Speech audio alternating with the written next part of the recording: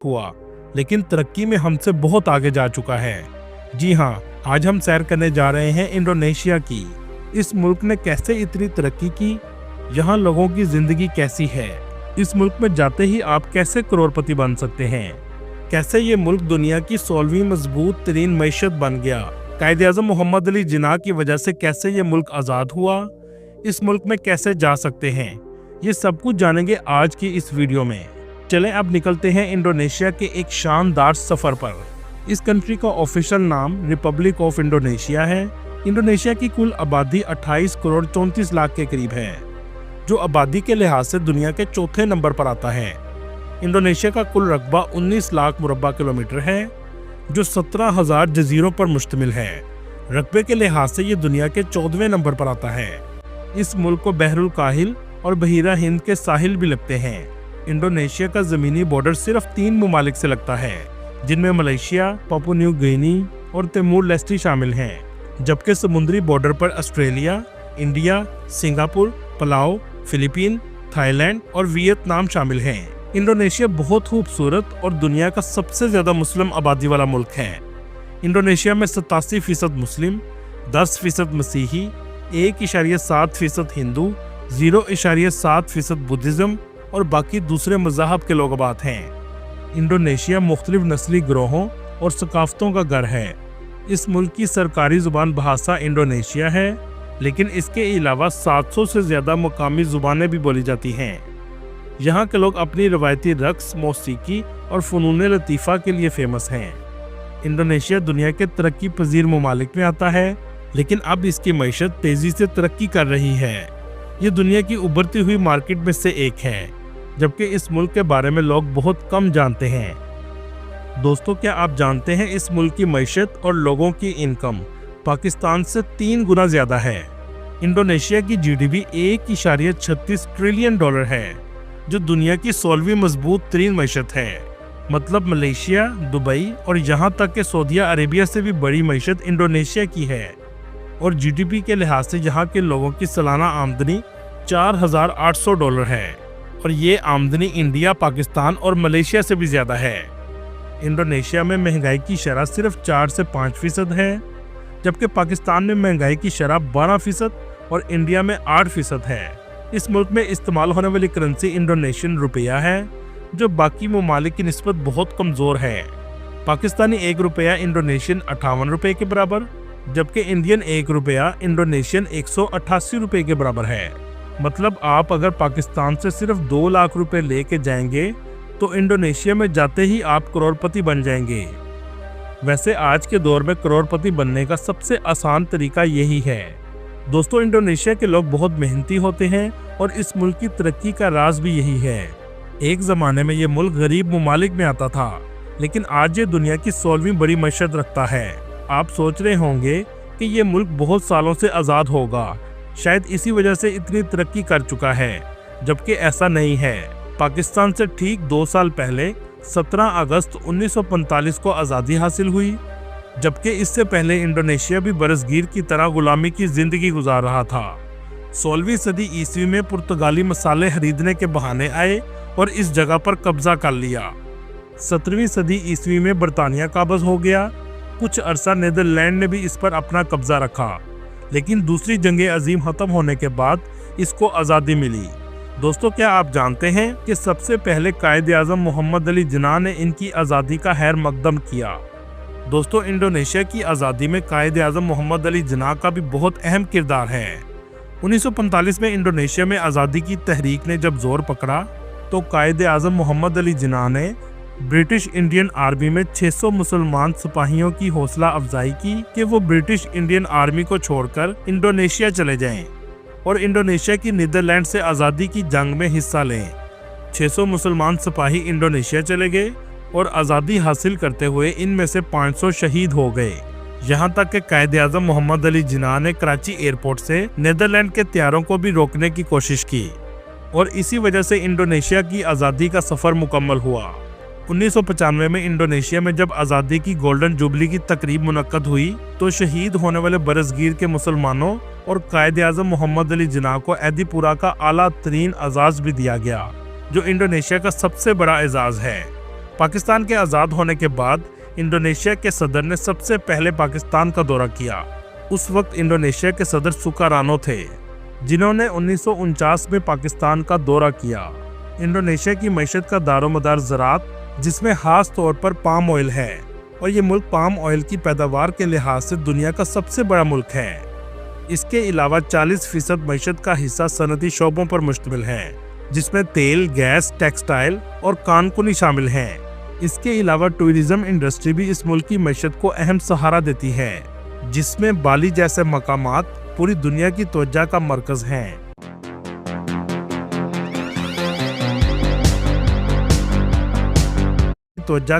हैं। इंडोनेशिया का दारुल हुकूमत जकार्ता है, जो मुल्क का सबसे बड़ा और आबादी वाला शहर है। ये दुनिया के सबसे गुंजान आबाद शहरों में से एक है, जिसकी कुल आबादी 1 करोड़ से भी ज्यादा है। जकार्ता बहुत जदीद और तरक्की याफ्ता शहर है। पूरे शहर में आपको बुलंदो बाला इमारतें देखने को मिलेंगी। जकार्ता का पुराना नाम सुआंदा कैलापा था, जो एक जमाने में छोटा सा माहीगीर गांव था, लेकिन आज ये तरक्कियों की बुलंदियों पर है। इंडोनेशिया की आज़ादी के बाद 1949 में इसका नाम जकार्ता रखा गया। इस शहर का दर्जा हरारत सारा साल 25 से 35 सेंटीग्रेड रहता है। इंडोनेशिया में इंडियन बड़ी तादाद में आबाद हैं।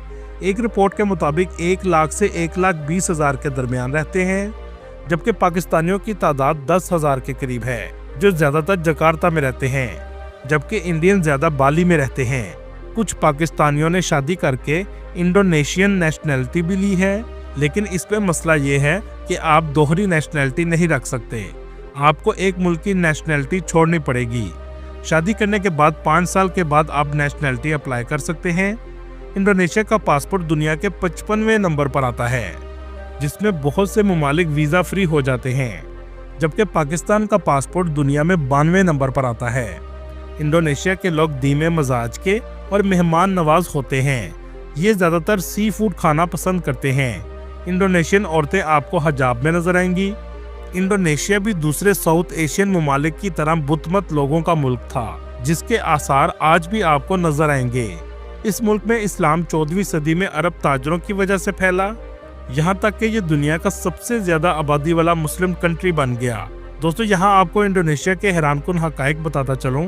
इंडोनेशिया दुनिया को स्टेनलेस स्टील का खाम माल, जिसे क्रोमाइट कहा जाता है, पूरी दुनिया को $1 बिलियन का बेचता था। जब इंडोनेशिया को पता चला कि चाइना और जापान इस खाम माल से स्टील और गाड़ियां बनाकर अरबों डॉलर कमाते हैं, तो इसने पूरे मुल्क में क्रोमाइट की एक्सपोर्ट पर पाबंदी लगा दी और अगले साल खुद स्टेनलेस स्टील तैयार करके $31 बिलियन की एक्सपोर्ट की।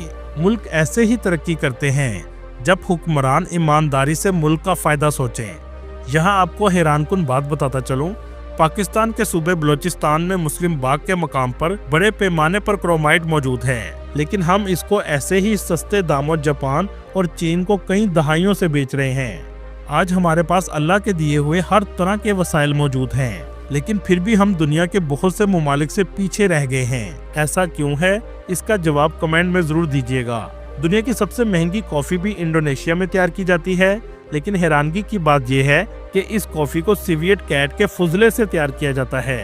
जी हाँ, पहले बिल्ली को कॉफी बीन्स खिलाई जाती है, फिर वो हजम किए बगैर बाहर निकाल देती है और इससे बनने वाली कॉफी 20,000 रुपए किलो तक सेल होती है। इंडोनेशिया में आपको कुदरती खूबसूरती, जदीद लाइफस्टाइल दोनों ही देखने को मिलेंगे। इसके अलावा ये सिंगापुर और थाईलैंड से भी सस्ता कंट्री है। इसी वजह से 1 करोड़ से भी ज्यादा टूरिस्ट इसका विजिट करने आते हैं। टूरिस्ट सबसे पहले जकार्ता में आते हैं। पाकिस्तान से आपको जकार्ता की फ्लाइट 2,25,000 में मिल जाएगी, जो आपको 9 से 10 घंटे में जकार्ता पहुंचा देगी। पाकिस्तान से वीज़ा आप ऑनलाइन अप्लाई कर सकते हैं, जो $120 के करीब है। 4 से 5 दिन में वीज़ा लगकर आ जाता है। यह है जकार्ता का खूबसूरत एयरपोर्ट, जो बहुत जदीद बनाया गया है। इसे देखने के बाद आपको अंदाजा हो जाएगा कि जकार्ता कितना जदीद है। बस या टैक्सी से आप शहर के मरकज में पहुंच जाएंगे। इस शहर में एक वक्त का खाना आपको 22,000 इंडोनेशियन रुपए का मिलेगा, जो पाकिस्तानी 360 रुपए के बराबर है, और ये बाकी ममालिक की निस्बत बहुत सस्ता है। इस सिटी में एक नेशनल मॉन्यूमेंट मौजूद है, जो शहीदों की याद में बनाया गया है। अगर आप शॉपिंग करना पसंद करते हैं तो आप जकार्ता के डाउनटाउन में जा सकते हैं। दुनिया के तमाम बड़े ब्रांड्स आपको यहाँ देखने को मिलेंगे। जकार्ता की नाइट लाइफ भी बहुत फेमस है। बेशक ये एक मुस्लिम कंट्री है, लेकिन इसके बावजूद यहाँ आपको क्लब और बार्स रात को खुले हुए नजर आएंगे। सारी रात ये शहर रोशनियों में रहता है। ये शहर आपको ज्यादातर साफ सुथरा नजर आएगा। बिल्डिंग्स का आर्किटेक्चर भी बहुत अलग किस्म का है। अगर आप इंडोनेशिया की सकाफत को करीब से महसूस करना चाहते हैं तो ओल्ड टाउन का जरूर विजिट करें। इस इलाके को कोटा तुआ कहा जाता है। जो भी जकार्ता आता है इसका जरूर विजिट करता है। इस इलाके में गुजरती हुई नहर इसकी खूबसूरती को चार चांद लगा देती है। इस शहर में थीम पार्क भी मौजूद है जिसका नाम ड्रीमलैंड पार्क है। जकार्ता के मरकज में एक बहुत बड़ी मस्जिद मौजूद है जिसका नाम मस्जिद इस्तकलाल है। इसे जुनूब मशरिकी एशिया की सबसे बड़ी मस्जिद भी कहा जाता है। इसका आर्किटेक्चर अंदर से भी बहुत खूबसूरत है। दोस्तों, आपको सुनकर हैरानगी होगी, जकार्ता के कुछ इलाकों में गैर मुस्लिम कोबरा का गोश्त भी खाते हैं। इस कंट्री को डेवलप करने में चाइनीज का बहुत हाथ है और जकार्ता में चाइनीज भी आकर आबाद हुए हैं। इसी वजह से चाइनीज ज्यादातर कोबरा का गोश्त भी खाते हैं। चले अब चलते हैं जकार्ता से बाली, जहां इंडियन सबसे ज्यादा आपको नजर आएंगे, क्योंकि इस सिटी में 80% से भी ज्यादा हिंदू मजहब के लोग आबाद हैं। इंडियन सबसे ज्यादा बाली में जाते हैं। बुद्ध मत के आसारे कदीमा भी सबसे ज्यादा इसी सिटी में मौजूद हैं। ये छोटा सा जजीरा कुदरती खूबसूरती से मालामाल है। खूबसूरत बीचेस का मजा लेने टूरिस्ट सबसे ज्यादा यहीं आते हैं। दोस्तों, बाली में आपको सबसे ज्यादा स्टैचू भी देखने को मिलेंगे। इसके अलावा सब्जा भी इस सिटी में बहुत ज्यादा है। जो भी बाली आता है कोता बीच का विजिट जरूर करता है। बाली में एक ऐसा जंगल है जहां हजारों की तादाद में बंदर आजादाना घूमते हैं। दोस्तों, यहां आपको बताता चलूं, इस कंट्री का लिटरेसी रेट 96% है, जो कि एक हैरानकुन बात है। मतलब ज्यादातर लोग यहां पढ़े लिखे आपको मिलेंगे। इस कंट्री की famous university of Indonesia, Bandung institute of technology, जहां सालाना पढ़ने का खर्चा $3000 से $4000 है और रहने का खर्चा $200 तक माहाना है। दोस्तों, ये कंट्री कुदरती खूबसूरती से मालामाल है। आप इस कंट्री में सैर के लिए आ सकते हैं। इसके अलावा आप बिजनेस भी यहाँ आकर शुरू कर सकते हैं, लेकिन नौकरियां ना होने के बराबर हैं। इसकी सबसे बड़ी वजह यह है कि गवर्नमेंट ने इस चीज़ पर पाबंदी लगाई है कि नौकरी सबसे पहले इंडोनेशियन को दी जाएगी। इसके